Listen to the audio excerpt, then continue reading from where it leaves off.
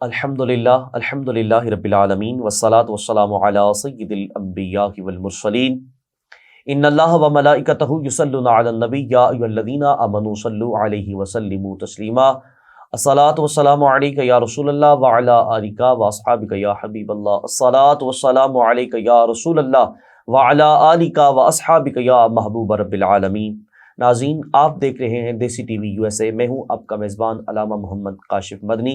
ناظرین، آج جس طرح روز کی بنا پر ہم رمضان مبارک کے حوالے سے بھی فضیلت اس کی سماعت کرتے ہیں، اور ساتھ ہی ساتھ میں نے رسول اکرم صلی اللہ تعالی علیہ وسلم کی سیرت کے حوالے سے، آپ کی مودت کے حوالے سے، آپ کی محبت کے حوالے سے چند پہلو آپ کے سامنے رکھے، اور آج بھی انشاءاللہ ہم صحابہ کرام علیہم رضوان کی محبت دیکھیں گے اور حضور علیہ الصلوۃ والسلام کے ساتھ قربانیاں دیکھیں گے، بالخصوص اسلام کے ساتھ قربانیاں، چونکہ رمضان مبارک کا برکت اور رحمت والا مہینہ ہمیں سکھاتا ہی عبادت کا طریقہ کار ہے اور سکھاتا ہی جذبہ سکھاتا ہے۔ تو آپ نے اور میں نے جذبے کو برقرار رکھنا ہے، تو جذبہ تبھی برقرار ہوگا جب ہم صحابہ کرام علیہم رضوان کی مبارک زندگیوں کو دیکھیں گے۔ تو جذبہ عبادت کا جذبہ بھی صحابہ کی زندگی سے ہی ہمیں میسر آتا ہے، اسلام کی محبت کا بھی اور اسلام کے ساتھ وابستگی کا بھی جذبہ جو وہ صحابہ کرام ہی کی زندگی سے ہمیں میسر آتا ہے۔ ناظرین، سب سے پہلے میں اسٹوڈیو کے اندر جو مہمان تشریف فرمائے ان کا تعارف کرواتا چلوں۔ عظیم مذہبی اسکالر جناب علامہ عبد الباسط حسین رضوی صاحب تشریف فرمائے۔ السلام علیکم ورحمۃ اللہ وبرکاتہ۔ وعلیکم۔ آپ کے ساتھ حضور علیہ الصلوۃ والسلام کی مدح سرائی کرنے والے، خوبصورت میرے آقا صلی اللہ علیہ وسلم کی نعت پڑھنے والے محمد محسن رضا قادری، آپ بھی تشریف فرمائے۔ السلام علیکم ورحمۃ اللہ وبرکاتہ۔ وعلیکم السلام ورحمۃ اللہ وبرکاتہ۔ میں اپنے دونوں مہمانوں کو اسٹوڈیو میں خوش آمدید کہوں گا اپنی جانب سے اور دیسی ٹی وی USA کی پوری ٹیم کی جانب سے کہ آپ نے گناگوں مصرفیات سے وقت نکالا۔ میں قبلہ علامہ صاحب کی خدمت میں عرض گزار ہوں گا، آپ ہمارے سننے والوں کی رہنمائی فرمائیں کہ دین اسلام کے لیے صحابہ کرام علیہم رضوان کی قربانیوں کے حوالے سے ہمارے سننے والوں کی رہنمائی فرمائیں۔ بسم اللہ۔ بسم اللہ الرحمن الرحیم۔ الصلاۃ والسلام علیک یا سیدی یا رسول اللہ وعلی آلک واصحابک یا سیدی یا حبیب اللہ۔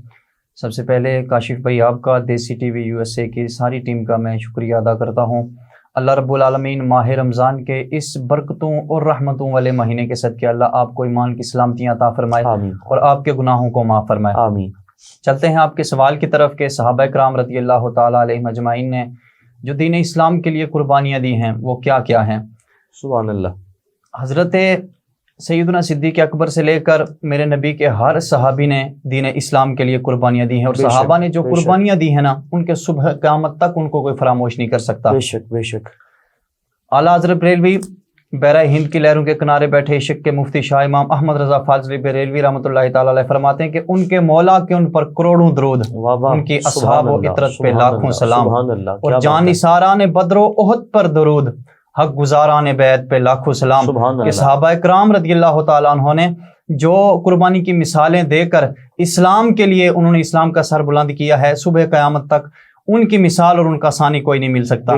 قلندر لاہوری، شاعر مشرق، فناف رسول، حکیم الامت، مصور پاکستان، رسول اللہ کے عاشق صادق حضرت علامہ اقبال فرماتے ہیں، آپ فرماتے ہیں غرض تجھ کو میں کیا بتاؤں کہ وہ صحرا نشیں کیا تھے۔ صحابہ کرام پھٹے پرانے کپڑے پہن کر، تہمت باندھ کر، پیٹ پہ پتھر باندھ کر انہوں نے جو دین اسلام کے لیے قربانیاں دی ہیں نا، صبح قیامت تک ایسی قربانیاں دینا تو دور کی بات ہے، ایسا کوئی سوچ بھی نہیں سکتا ہے۔ بے شک بے شک۔ جو بھی کوئی انسان ہے اسے چار چیزوں سے بڑا پیار ہے۔ سب سے پہلے اسے بڑھ کر اپنی جان سے بڑا پیار ہے، بے شک۔ اس کے بعد اسے اپنے مال سے بڑا پیار ہے، اس کے بعد اسے اپنی اولاد سے بڑا پیار ہے، اس کے بعد اسے اپنی خواہشات سے بڑا پیار ہے۔ صحابہ کرام رضوان اللہ تعالی علیہم اجمعین نے دین اسلام کے لیے جان کی قربانی بھی دی ہے، اس کے ساتھ ساتھ اپنے مال کی قربانی بھی دی ہے، اس کے ساتھ ساتھ صحابہ کرام نے اپنی خواہشات کی قربانی بھی دی ہے، اور اس کے ساتھ ساتھ صحابہ کرام نے اپنے بچوں کی بھی اور اپنے خاندان کی بھی قربانی دی ہے۔ سب سے پہلے چلتے ہیں کہ صحابہ کرام نے جان کی قربانی کیسے دی ہے۔ غزوہ احد کا دن ہے، اور غزوہ احد ہے، لجپال نبی علیہ السلام کے 70 صحابہ غزوہ احد میں شہید ہوئے، اور ان شہید ہونے والوں میں ایک حضور کے چچا امیر حمزہ بھی ہیں۔ امیر حمزہ رضی اللہ تعالیٰ عنہ حضور کے چچا ہیں، حضور کے دوست، حضور کے ساتھ ان کا دوستانہ بھی ہے، چچا بھی ہے، دوستانہ بھی ہے، بڑا پیار کرتے ہیں حضور ان کے ساتھ، اور ان کے ساتھ اتنا ظلم کیا گیا، ان کو شہید کر کے، ان کا سینہ چاک کر کے، ان کا کلیجہ نکال کر کچا چبایا گیا۔ صحابہ کرام نے جو قربانیاں دی ہیں، صبح قیامت تک ان کی قربانیاں ہمارے جیسے مسلمانوں کے لیے اور ہر کلمہ گو امتی کے لیے وہ مثال بن گئی ہیں۔ ان کا کلیجہ کچا نکال کر چبایا گیا، ان کو شہید کر کے ان کا ناک کاٹا گیا، ان کے کان کاٹے گئے اور ان کی آنکھیں نکالی گئیں، اتنی بے دردی کے ساتھ ان کو شہید کیا گیا۔ ان کے ساتھ ساتھ ایک صحابی ہیں، ان کا نام ہے حضرت مصعب بن عمیر رضی اللہ تعالیٰ عنہ۔ یہ مصعب بن عمیر کون ہیں؟ یہ اسلام لانے سے پہلے ان کا جو تعلق تھا ایک بڑے امیر خاندان سے تعلق تھا۔ یہ کیونکہ مہاجرین میں سے تھے تو حضرت مصعب بن عمیر رضی اللہ تعالیٰ عنہ کے والد اور ان کی والدہ ان سے بڑا پیار کرتے تھے اور اتنے امیر تھے کہ حضرت مصعب بن عمیر اسلام لانے سے پہلے حضرت مصعب بن عمیر جو سوٹ پہنتے تھے، جو کپڑوں کا جوڑا پہنتے تھے، 4000 درم یا دینار کا وہ ایک وقت کا ایک سوٹ پہنتے تھے اور اعلیٰ سے اعلیٰ قسم کی خوشبو لگاتے تھے۔ لیکن پھر ہوا کیا، جب ان کے والدین کو، ان کے خاندان والوں کو پتہ چل گیا کہ مصعب بن عمیر انہوں نے اسلام قبول کر لیا ہے، قربان جاؤں، حضرت مصعب بن عمیر کو گھر والوں نے وارننگ دی، فرمایا دین اسلام سے دور ہو جاؤ۔ مصعب بن عمیر نے فرمایا نہیں، دین اسلام کو اب میں نے نہیں چھوڑنا۔ گھر والوں نے ان کو نکال دیا۔ وہ مصعب بن عمیر کے جو 4000 کا سوٹ پہنتے تھے اور اعلیٰ سے اعلیٰ خوشبو لگاتے تھے، صحابہ فرماتے ہیں جس گلی سے مصعب بن عمیر خوشبو لگا کے چلے جاتے تھے، ان کے گزرنے کے بعد بھی اس گلی سے پتہ چلتا تھا، اتنی خوشبو آتی تھی اس گلی سے بھی کہ مصعب بن عمیر کا اس گلی سے گزر ہوا ہے۔ قربان جاؤں، جب انہوں نے اسلام قبول کیا گھر والوں نے نکال دیا، اور کیونکہ کفار مکہ مسلمانوں پہ بڑا ظلم کرتے تھے، مصعب بن عمیر نے مکہ چھوڑ کر حبشہ کی طرف ہجرت کر دی۔ اب حبشہ سے جب واپس آئے نا تو رسول کریم صلی اللہ علیہ وسلم کے ساتھ آپ نے جب سلام کیا، آپ ملے، حضور نے حضرت مصعب بن عمیر کی جب حالت دیکھی نا تو حضور کی آنکھوں سے آنسو آ گئے۔ اللہ اکبر۔ حضرت مصعب بن عمیر جو 4000 کا قیمتی سوٹ پہنتے تھے، حضرت مصعب بن عمیر نے جو تہمد اور جو چادر اپنے جسم پہ کی ہوئی ہے، اس چادر میں ہر جگہ سوراخ ہی سوراخ ہے، جگہ جگہ اس چادر پہ سوراخ ہے۔ حضور نے دیکھا، حضور رونے لگے، حضور کی آنکھوں سے آنسو جاری ہو گئے کہ یہ وہی مصعب بن عمیر ہے جو 4000 درہم کا سوٹ پہنتے تھے، اور آج جب انہوں نے اسلام قبول کیا ہے تو ان کے جسم پہ جو چادر ہے ان کا یہ حال ہے۔ وہ مصعب بن عمیر ہے جو حضور کے چچا حضرت امیر حمزہ کے ساتھ جن کی لاش پڑی ہوئی ہے۔ اور مصعب بن عمیر اسلام کا یہ وقت بھی ہے کہ وہ مصعب بن عمیر جو 4000 درہم کا سوٹ پہنتے تھے، آج مصعب بن عمیر کو شہید ہو گئے تو ان کو کفن دینے کے لیے اسلام کے پاس پیسے نہیں ہیں، اسلام کے پاس کفن نہیں ہے۔ چادر لائے گی حضرت مصعب بن عمیر کو کفن دینے کے لیے، اور چادر حضرت اتنی چھوٹی ہے کہ مصعب بن عمیر کا اگر سر ڈھانپا جاتا ہے تو پاؤں ننگے ہو جاتے ہیں، اگر پاؤں ڈھانپا جاتا ہے تو سر ننگا ہو جاتا ہے۔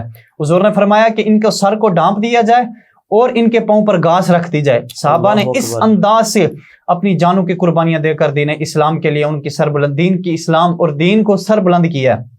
اس کے بعد البدایہ والنہایہ میں موجود ہے، ابن کثیر آپ فرماتے ہیں کہ البدایہ والنہایہ کی دوسری جلد میں ابن کثیر فرماتے ہیں کہ لجپال نبی علیہ السلام جب دار ارقم میں گئے نا تو آپ کے ساتھ آپ کے جانشین رسول، امام العادلین، خلیفۃ الاولین، خلیفۃ المسلمین، بعد از انبیاء افضل البشر حضرت سیدنا صدیق اکبر بھی آپ کے ساتھ ہیں۔ لوگوں نے آپ کی ذات پہ حملہ کر دیا، مارنا شروع کر دیا، پتھر مارنے شروع کر دیے، آپ کو ڈنڈو سے مارنا شروع کر دیا۔ صدیق اکبر نے اپنا تن من دھن پیش کیا، جدھر سے بھی وار ہوتا، جدھر سے بھی پتھر آتا، صدیق اکبر آگے جا کے ڈال بن کے کھڑے ہو جاتے۔ سبحان اللہ۔ صدیق اکبر بہت زیادہ زخمی ہو گئے، بیہوش ہو گئے۔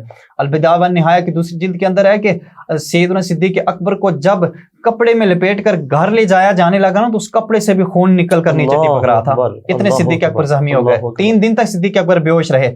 اب صدیق اکبر جب گھر گئے، بیہوشی کی حالت ہے، 3 دن تک بیہوش رہے، ساتھ تماشا دیکھنے والے بھی کھڑے ہیں، ساتھ سیدنا صدیق اکبر کی ماں بھی کھڑی ہیں، گھی لے کر، شکر لے کر، طعام لے کر، پانی لے کر کہ کب میرے بیٹے کی آنکھ کھلے گی میں اسے یہ پیش کروں گی۔ ماں ہوتی ہے، حضرت ماں ہوتی ہے، چاہے وہ کسی نبی کی ماں ہو، چاہے کسی صحابی کی ماں ہو، یا چاہے کسی ولی یا عام مسلمان کی ماں ہوتی ہے۔ ماں اپنے بچے سے بڑا پیار کرتی ہے۔ صدیق اکبر کی ماں بھی ان کے پاس گھی لے کر، شکر لے کر، پانی لے کر کھڑی ہیں کہ کب میرے بیٹے کی آنکھ کھلے گی، کب ہوش میں آئیں گے، میں انہیں یہ پیش کروں گے۔ اور ساتھ منافقین بھی کھڑے ہیں کہ صدیق اکبر کو ہوش آئے گا، زخم ہے، جسم چور چور ہے، ہائے بائے کریں گے، گریہ زاری کریں گے، شور کریں گے، لیکن تاریخ گواہ ہے صدیق اکبر کی جب 3 دن بعد آنکھ کھلی نا، یتحرک شفتین، صدیق اکبر کے ہونٹوں نے جب حرکت کی تو آواز آئی کیف رسول اللہ، میرے سونے کا کیا حال ہے، میرے مدنی کا کیا حال ہے۔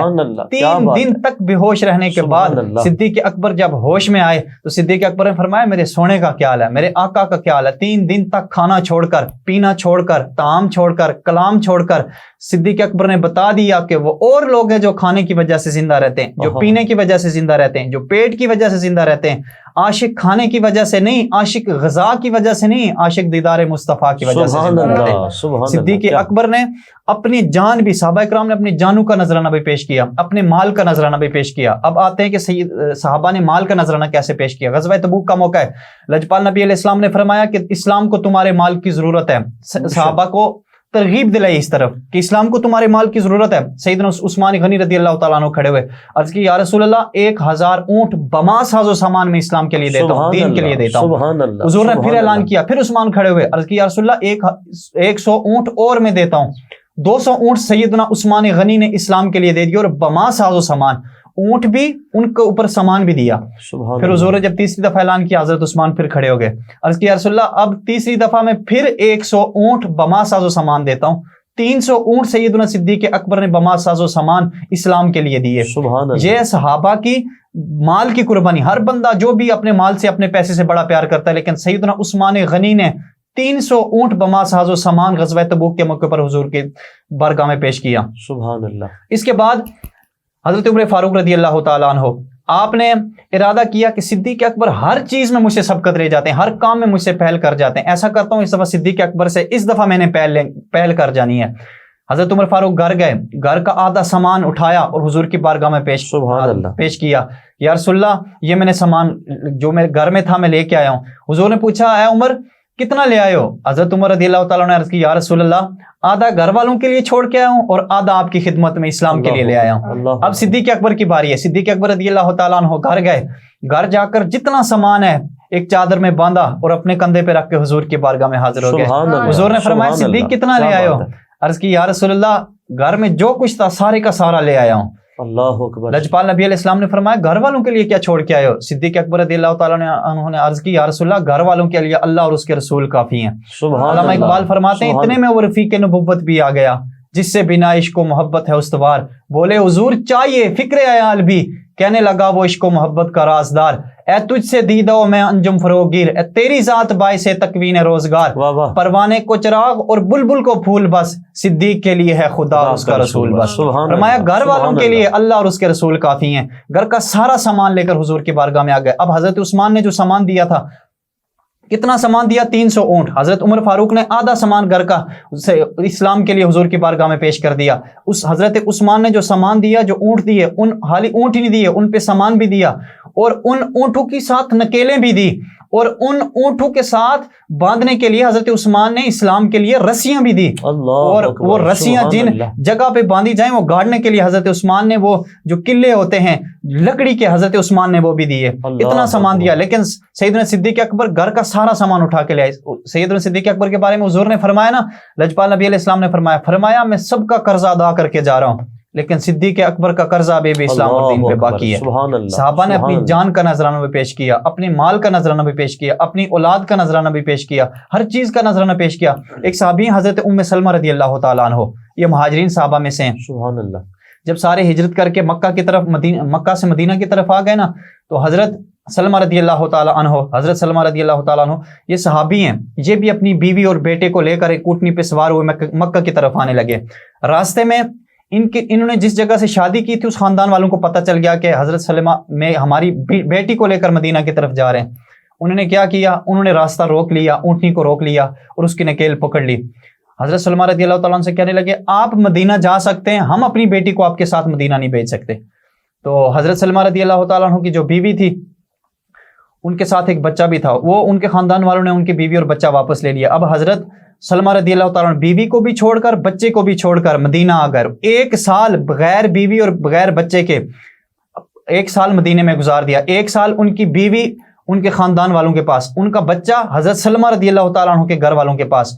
بچہ باپ سے الگ ہے، بیوی باپ سے الگ ہے، بیوی اپنے شوہر سے الگ ہے، اور ان کی جو بیوی ہے، ان کی بیٹے کی جو ماں ہے وہ ماں اپنے بیٹے سے الگ ہے.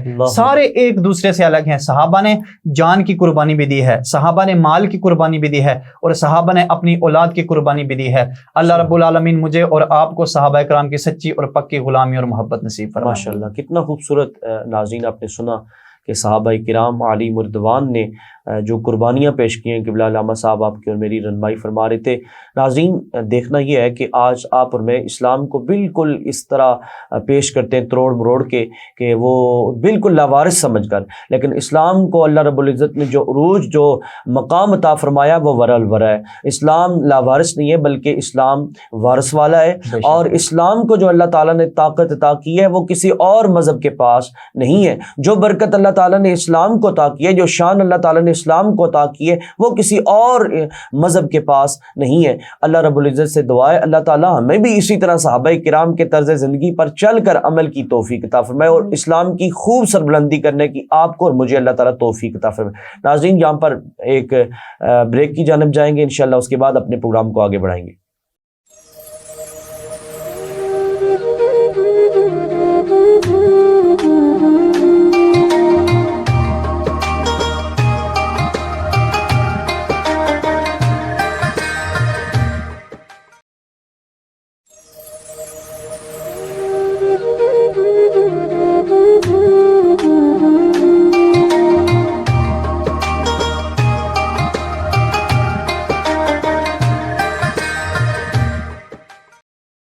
ناظرین، ایک دفعہ پھر اپنے پروگرام رحمت رمضان الکریم میں آپ کو خوش آمدید کہیں گے۔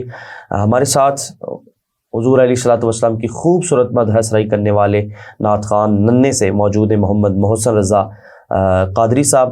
آپ سے گزارش کروں گا کہ آپ نعت رسول مقبول صلی اللہ علیہ وسلم سے آپ کے اور میرے دلوں کو منور فرمائیں۔ بسم اللہ۔ صلی اللہ علی محمد صلی اللہ علیہ وسلم، صلی اللہ علی محمد صلی اللہ علیہ وسلم، سبحان اللہ۔ صلی اللہ علی محمد صلی اللہ علیہ وسلم۔ اللہ مصطفیٰ کے قدموں میں موت دے دے، سبحان اللہ، کیا بات ہے۔ اللہ مصطفیٰ کے قدموں میں موت دے دے، مدفع بنے ہمارا سرکار کا مدینہ، صلی اللہ علی محمد صلی اللہ علیہ وسلم، صلی اللہ علی محمد صلی اللہ علیہ وسلم۔ مولود کی گھڑی ہے چلو آمینہ کے گھر پر، مولود کی گھڑی ہے چلو آمینہ کے گھر پر، ہے خلد کی بہاروں سرکار آ رہے ہیں، صلی اللہ علی محمد صلی اللہ علیہ وسلم، صلی اللہ علی محمد صلی اللہ علیہ وسلم۔ تقدیر میں خدایا تار کے مدینہ، تقدیر میں خدایا تار کے مدینہ، مدینہ مدینہ مدینہ مدینہ مدینہ مدینہ مدینہ مدینہ مدینہ مدینہ مدینہ مدینہ، چلو مل کے کرتے ہیں ذکر مدینہ، پہنچ جائیں گے انشاءاللہ مدینہ، مدینہ مدینہ مدینہ مدینہ، سہانا سہانا دلارا مدینہ، ہر عاشق کی ہے یہ آنکھوں کا تارا مدینہ مدینہ مدینہ مدینہ مدینہ مدینہ مدینہ مدینہ میں مکے میں جا کے کروں گا طواف نصیب میں زمزم مجھے ہوگا پینا مدینہ مدینہ مدینہ مدینہ مدینہ مدینہ مدینہ مدینہ مدینہ عجب رنگ پر ہے بہار مدینہ کے سب جنتیں ہیں نثار مدینہ کے سب جنتیں ہیں نثار مدینہ بتا آسماں منزل ابن مریم رہے گا مقام تاجدار مدینہ رہے ان کے جلوے مسے ان کے جلوے میرا دل بنے یادگار مدینہ مدینہ مدینہ مدینہ مدینہ مدینہ مدینہ مدینہ مدینہ مدینہ مدینہ مدینہ مدینہ مدینہ مدینہ مدینہ مدینہ تقدیر میں خدایا تارک مدینہ تقدیر میں خدایا تارک مدینہ لکھ دے فقط مدینہ سرکار کا مدینہ سبحان اللہ واہ واہ کیا بات ہے صلی اللہ علی محمد صلی اللہ علیہ وسلم صلی اللہ علی محمد صلی اللہ علیہ وسلم. ماشاء اللہ بڑی خوبصورت اور پیارے انداز سے آقا علیہ السلام کی مدح شریف فرما رہے تھے. ناظرین آپ نے اور میں نے کئی دفعہ اجمی لفظ سنا. آج قبلہ علامہ صاحب کی خدمت پہ آج گزار ہوں گا کہ ایک تو اجمی اور بالخصوص اجمی صحابہ کرام کا مختصر سا تعارف آپ ہمارے سننے والوں کے علم میں اضافہ بھی فرمائیں اور اجمی صحابہ کرام کا مختصر تعارف بیان فرما دیں. بسم اللہ الرحمن الرحیم. لجپال نبی علیہ الصلوۃ والسلام کے صحابہ کرام میں کچھ صحابہ ایسے ہیں کہ جن کا تعلق عرب سے نہیں ہے اور جن کا تعلق عرب سے نہیں ہے ان کو اجمی کہتے ہیں. بے شک. جن کا تعلق عرب سے ہے ان میں صدیق اکبر بھی ہیں، حضرت عمر بھی ہیں، حضرت عثمان بھی ہیں، حضرت علی تو حضور کے ہیں چچا زاد. لیکن کچھ صحابہ ایسے ہیں جن کا تعلق عرب سے نہیں ہے، عرب سے ہٹ کر کسی دوسرے ملک سے ہے. یا تو وہ مصر سے ہیں، یا تو وہ حبشہ سے ہیں، یا تو وہ فارس سے ہیں، یا تو وہ روم سے ہیں، یا کسی اور دوسرے ملک سے ہیں. ان میں ام المومنین حضور صلی اللہ علیہ وسلم کی بیوی حضرت ماریہ رضی اللہ تعالی عنہ بھی ہیں. یہ بھی اجمی صحابیہ ہیں اور ان کے وطن اطہر سے اللہ رب العالمین نے لجپال نبی علیہ السلام کے گھر ایک بیٹا بھی عطا فرمایا جس کا نام حضرت ابراہیم تھا. تو ان کی ایک بہن تھی جو حضرت حسان رضی اللہ تعالیٰ عنہ جو حضور کے نعت خوان تھے، حضور کی نعت پڑھا کرتے تھے. ان کے گھر جو ان کی بیوی تھی وہ حضرت ماریہ کی بہن تھی، وہ بھی اجمی صحابیہ میں سے تھی. ان کا تعلق جو تھا وہ مصر سے تھا. اور اس سے ہٹ کر کئی ایسے صحابہ ہیں جن کا تعلق عرب سے نہیں ہے بلکہ عجم سے ہے. کسی دوسرے ملک سے وہ کسی طرح مکہ یا مدینے میں پہنچے، پھر حضور کی زیارت ہوئی، حضور سے ملے، حضور سے ملاقات کی، اس کے بعد انہوں نے دائرہ اسلام میں قدم رکھا. ان صحابہ میں ایک نام ہے حضرت صہیب رومی رضی اللہ تعالیٰ عنہ کا. ان کا تعلق روم سے ہے. روم کی فوج نے ایک جگہ حملہ کیا، ادھر سے حضرت صہیب رضی اللہ تعالیٰ عنہ کو، بچے ہیں، ان کو اپنی فوج میں شامل کر لیا. تو جب یہ بڑے ہو گئے تو حضرت صہیب رومی رضی اللہ تعالیٰ عنہ انہوں نے حضرت صہیب رومی کو فروخت کر دیا. اور فروخت کیا بنو کلب ایک قبیلہ ہے عرب کا، اس قبیلے کو انہوں نے فروخت کر دیا. یہ بکتے بکتے پہنچ گئے جی مکہ میں. سبحان اللہ. مکہ میں جب پہنچے تو یہ وہ خوش نصیب صحابہ میں سے ہیں کہ جو سب سے پہلے 40 صحابہ رضی اللہ تعالیٰ عنہ نے اسلام قبول کیا. ان 40 میں سے حضرت صہیب رومی بھی ہیں. ان کو جب حضور کی ذات کا پتہ چلا کہ انہوں نے اعلان نبوت کیا ہے، یہ اور ان کے ساتھ ایک اور صحابی حضرت عمار بن یاسر، یہ اجمی نہیں ہے لیکن ان دونوں نے اسلام ایک ہی دن آ کر حضور کی بارگاہ میں قبول کیا. عمار بن یاسر اور حضرت صہیب رومی رضی اللہ تعالیٰ عنہ جب حضور کی بارگاہ میں آئے نا تو عمار بن یاسر نے حضرت صہیب رومی رضی اللہ تعالیٰ عنہ سے پوچھا، فرمایا آپ کے آنے کی کیا وجہ ہے؟ تو حضرت صہیب رومی رضی اللہ تعالیٰ عنہ نے حضرت عمار بن یاسر سے، آپ نے کہا آپ بتا دیں کہ آپ کے آنے کی کیا وجہ ہے؟ تو حضرت عمار بن یاسر رضی اللہ تعالیٰ عنہ نے فرمایا کہ میں حضور کا دیدار کرنے اور حضور کی باتیں سننے کے لیے میں یہاں آیا ہوں، قربان جاؤں۔ جب صہیب رومی نے یہ سنا تو فرمایا میرا بھی یہی ارادہ ہے۔ حضور سے جب ملاقات ہوئی، حضور کی باتیں سنی تو ان دونوں نے اسلام قبول کر لیا۔ اب حضرت جو صہیب رضی اللہ تعالیٰ عنہ، صہیب رومی رضی اللہ تعالیٰ عنہ، ان کے بارے میں لجپال نبی علیہ السلام نے فرمایا کہ یہ روم کا پہلا پھل ہے۔ حضرت صہیب کے بارے میں فرمایا یہ روم کا پہلا پھل ہے، روم سے پہلے اسلام لانے والے شخصیت کا نام حضرت صہیب رومی ہے۔ انہوں نے زندگی مکے میں گزاری، کافی عرصہ وہیں پہ رہے۔ جب ہجرت کا وقت آیا تو یہ تھے بڑے غریب، مکے میں آئے، انہوں نے وہاں کام شام کیا۔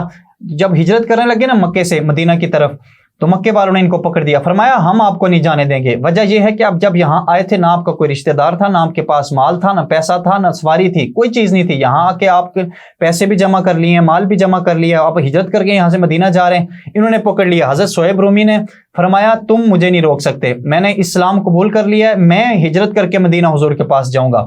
اور یہ اس ہجرت کرنے والے سب سے آخری صحابی تھے مکہ سے۔ کفار مکہ نے ان کو پکڑ لیا، انہوں نے اپنا جو سامان تھا، پیسے تھے، جو بھی دولت تھی، ان کے حوالے کر کے نا ان سے معاہدہ کیا، فرمایا میں اپنے مال و دولت ادھر ہی چھوڑ کر میں حضور کے پاس جاؤں گا، لیکن جاؤں گا میں ضرور۔ سبحان اللہ۔ حضرت صہیب رومی وہ ہیں آخری ہجرت کرنے والوں میں سے۔ پھر ایک صحابی ان کا نام ہے حضرت سلمان فارسی رضی اللہ تعالیٰ عنہ، ان کا تعلق فارس سے ہے۔ فارس دور حاضر میں جو ایران ملک ہے نا، اس کو پہلے فارس کہا کرتے تھے، تو ان کا تعلق حضرت سلمان فارسی کا ایران سے تھا۔ ان کے جو باپ تھے وہ مجوسی تھے، آگ کی پوجا کرتے تھے، حضرت سلمان فارسی رضی اللہ تعالیٰ عنہ۔ اور ان کے جو باپ تھے ان سے بڑا پیار کرتے تھے، ان کو گھر سے باہر نہیں نکلنے دیتے تھے۔ جس طرح اپنی بچیوں کا، اپنی عورتوں کا خیال رکھتے تھے نا، اس طرح ان کو گھر سے باہر نہیں نکلنے دیتے تھے۔ فرمایا گھر میں آگ جلاؤ، اس کی پوجا کرو، آپ نے گھر سے باہر نہیں جانا۔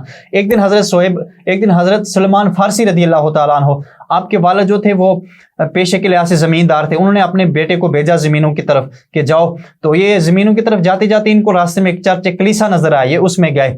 تو حضرت سلمان فارسی رضی اللہ تعالیٰ عنہ یہ ادھر جب گئے تو ان کی پادری سے ملاقات ہو گئی، تو اس سے کہنے لگے کہ مجھے آپ کا دین بڑا پسند ہے، آپ کا اسلام بڑا پسند ہے، تو میں نے آپ کو اس کو اختیار کرنا ہے۔ وہ جو پادری تھا اس سے بات کرنے کے بعد اس نے بتایا کہ اس سب سے بڑا جو عیسائیوں کا پادری ہے وہ شام میں ہے۔ تو حضرت سلیمان فارسی وہاں سے شام چلے گئے۔ شام جانے کے بعد اس جو پادری تھا اس نے حضرت سلیمان فارسی کو پھر ایک اور پادری کے پاس بھیجا، پھر ادھر سے ہو کر ایک اور پادری کے پاس گئے، اسی طرح کرتے کرتے آپ مکہ میں آ گئے۔ جو آخری پادری تھا اس نے بتایا کہ اب آخری نبی کے ظہور کی گھڑیاں آنے والی ہیں، اب کھجوروں کے شہر میں آخری نبی آئے گا، تو تم جاؤ اس کے پاس، اس کا دین اختیار کر لو۔ حضرت سلیمان فارسی نے پوچھا اس کی نشانیاں کیا ہوں گی؟ تو لجپال نبی علیہ السلام کے اس پادری نے نشانیاں بتائی، فرمایا وہ صدقہ نہیں لیں گے، لیکن اگر ان کو تحفہ یا ہدیہ دیا جائے گا تو وہ قبول کریں گے۔ فرمایا دوسری نشانی، فرمایا دوسری نشانی یہ ہوگی کہ ان کے دونوں کندھوں کے درمیان جو ہوگا مہر نبوت ہوگا۔ حضرت سلمان فارسی رضی اللہ تعالی عنہ مدینے میں آئے، حضور سے ملاقات ہوئی، دونوں نشانیاں پوری ہوئیں۔ ان کو حضور کی بارگاہ میں انہوں نے صدقہ دیا، حضور نے نہیں لیا، حضور کو ہدیہ دیا، حضور نے لے لیا۔ پھر حضور کے مہر نبوت بھی دے کر حضرت سلمان فارسی نے اسلام قبول کر لیا۔ پھر انہی اجمی صحابہ میں سے ایک صحابی حضرت بلال بھی ہیں۔ بلال کو کون نہیں جانتا، رنگ کالا، ہونٹ موٹے، شکل ان کا جو چہرہ تھا کالے رنگ کے تھے، نسل حبشہ سے ملتی ہے، نسل در نسل غلام ہے، امیہ کے غلام ہے، 22 سال امیہ کے انہوں نے غلامی کی ہے۔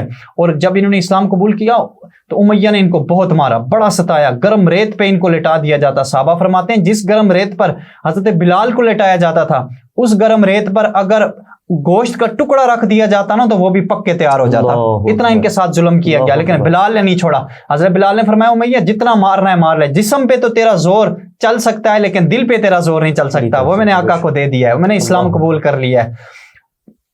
سلطان باہو رضی اللہ تعالیٰ عنہ آپ فرماتے ہیں عاشق ہوئیں تو عشق ماویں، دل رکھی وانگ پہاڑا ہو، لکھ لکھ بدیاں ہزار علامے، کر جانی باغ بہارا ہو، منصور جائے اتے سولی چڑھ گئے، جڑے واقف کل اسرارا ہوں، سجدیوں سر چاہیے نہ باہو توڑے کافر کے نظارہ ہوں۔ فرمایا جب تک آپ یار کی دہلیز کے ساتھ وابستہ رہو گے لوگ آپ کو پاپی کہیں گے۔ حضرت بلال کو لوگوں نے کہا نا بلال چھوڑ دے، کس لیے مارے کھا رہا ہے؟ سلطان باہو فرماتے نہیں، سجدیوں سر چاہیے نہ باہو توڑے کافر کین ہزارہ ہوں۔ پھر ایک وقت آیا کہ جس بلال کو مکے کی گلیوں میں لٹا کے مارا جا رہا ہے، اسی بلال نے پھر کعبے کی چھت پہ کھڑے ہو کر اذان دی۔ یہ ہے اجمی صحابہ رضی اللہ تعالی عنہ کا تعارف، جن کا چند صحابہ کا تعارف میں نے آپ کے سامنے پیش کیا ہے۔ مالک کی بارگاہ میں دعا ہے کہ وہ مالک مجھے اور آپ کو صحابہ کی سچی پکی غلامی اور محبت مجھے اور آپ کو نصیب فرمائے۔ ماشاءاللہ ماشاءاللہ، بہت خوبصورت انداز سے آپ کی اور میری رہنمائی فرماتے ہیں۔ ناظرین، اسی کے ساتھ ہمارا پروگرام رحمت رمضان الکریم اپنے اختتام پذیر کو پہنچتا ہے۔ انشاءاللہ نئے مہمانوں کے ساتھ آپ کی خدمت میں پھر حاضر ہوں گا، تب تک کے لیے اجازت دیجیے۔ السلام علیکم ورحمۃ اللہ وبرکاتہ۔